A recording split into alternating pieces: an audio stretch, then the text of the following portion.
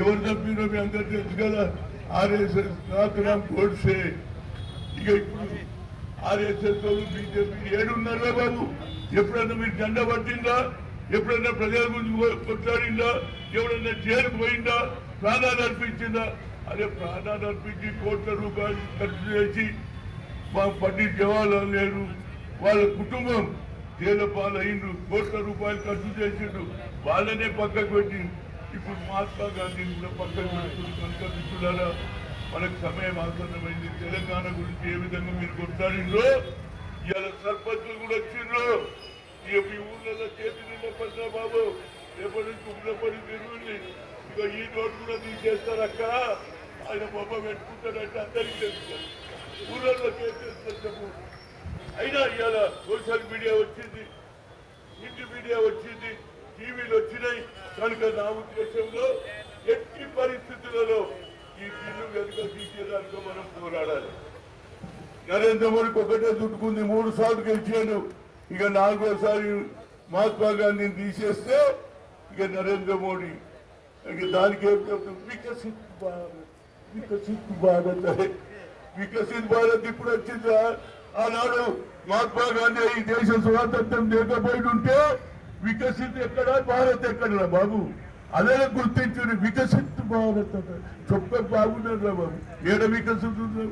ఈడ పేదలకు కూలీనాలు చేసేటోళ్ళకు ఈనాడు మహాత్మా గాంధీ రోజ్గార్ యోజన ఇస్తే దాన్ని తీసేసి వికసిత్ భారత్ అంటే ఎట్లా చెప్పు?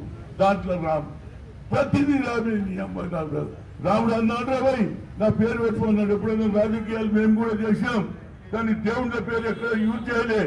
దేవుడు అనేవాడు ప్రతి ఒక్కరికి ముస్లింలు అల్లా అంటారు, క్రిస్టియన్స్ ఏసుబాబు అంటారు. ఈ విధంగా మల్లమ్మ ఏది దుర్గామాత అంటాం, కోచమ్మ అంటాం. ఎంతమందికి ఒక్కొక్క దేవుళ్ళు ఉన్నారు. ఆ దేవుళ్ళని గౌరవించాలనే ఆలోచన లేకుండా ఇవాళ చేంజ్ చేస్తున్నారు. వీళ్ళకి ఒకటే ఆలోచన వచ్చింది, ఈ నోటు కూడా మార్చే పరిస్థితుల్లో ఉంటుంది. ఎందుకంటే గాంధీతో అంత భయం దొరుకుతున్నది. గాంధీ ఉన్నంతసేపు మా దుకాణం నడు. అదే ప్రజలకు సేవ చేయండి, ఇచ్చిన హామీ నిలబెట్టుకోండి. నువ్వు ఏ పని మంచి చేసినావో చెప్పండి. ఇవాళ రాహుల్ గాంధీ గారు కూడా కన్యాకుమారి నుంచి కశ్మీర్ వరకు పాదయాత్ర చేసిన తర్వాత ఆయనకు ఒక ఆలోచన వచ్చింది, ఎస్సీ ఎస్టీలకే కాదు బీసీలకు కూడా అన్యాయం జరుగుతుందని. We come to the power, will conduct caste wise census, జితనా హిస్సేదారి ఉత్తి భాగీదారని. ఆ రోజులలో నేను పార్లమెంట్ మెంబర్ గా ఉన్నప్పుడు ఐఐఎంలో రిజర్వేషన్ లేదని కొట్టేసి, అప్పుడు నేను సోనియా గాంధీ దగ్గర పోయిన, madam we're coming for the local area, Telugu, Malayalam, Kannada ఏం చదువుతాం. Talent is not anybody's property, God has given to everybody, we should give opportunity అన్నాం. ఏం చేయాలన్నది మేడం, ఇవాళ సుప్రీంకోర్టు కొట్టేసింది కనుక only alternative is the parliament. Manmohan Singh గారు చెప్పండి, ఆయమ్మ మన్మోహన్ సింగ్ చెప్తే బిల్లు పెడితే పాస్ అయింది. ఇవాళ 1,20,000 రూపాయలు ఏది ఐఐటీలో ఇంజనీర్లు సంపాదిస్తున్నారు. All India institute of medical science డాక్టర్లు అవుతున్నారు. That is the greatest of Sonia Gandhi. అదే ఇవాళ కూడా ఆమె తాడు తెలుసుకున్నది. అనంతపురంలో వచ్చి ఇక్కడ మహాత్మా గాంధీ ఏది rural employment guarantee scheme bill తెచ్చి దాని ఫలితమైనటువంటి చట్టం తెస్తే ఆ చట్టాన్ని కూడా తీసేయడం ఎంతవరకు న్యాయం అండి?